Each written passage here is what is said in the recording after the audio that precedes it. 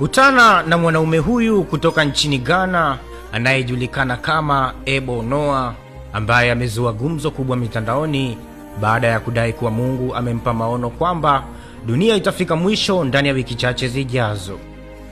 Kwa mujibu wa simulizi zake, dunia itakumbwa na mafuriko makubwa kwa mara ya pili mwezi huu Disemba 25, na maelfu ya watu wataangamia endapo hawatajiandaa, na ndipo akapewa agizo la kimungu kujenga safina 8 kwa ajili ya kuwaokoa watu wasikumbane na gharika hilo. Hivi sasa tayari amejenga safina 8 akitumia zaidi ya tani 113 za mbao, na anadai kila safina ina uwezo wa kubeba takriban watu 5,000, na moja kati ya safina hizo lina uwezo wa kubeba hadi watu milioni 600, jambo ambalo limesababisha mjadala mkubwa uweze kuendelea katika mitandao mbalimbali ya kijamii.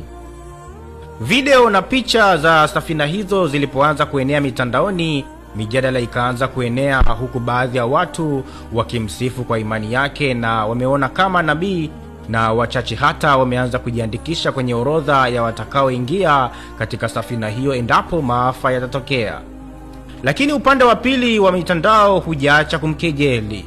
Wengi wanatoa maoni ya utani. Mfano mmoja aliandika kuwa safina ni nzuri lakini zina sehemu ya kuchajia simu, kauli iliyowafanya maelfu kucheka na kuendelea kumjadili.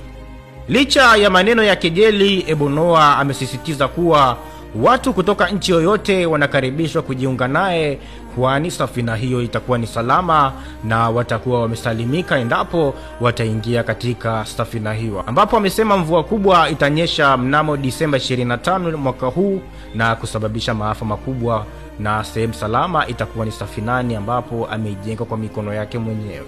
Je, wewe una maoni gani kuhusiana na dai lake? Je, ikiwa itatokea hivyo, uko tayari kuingia katika safina hiyo au kumfuata?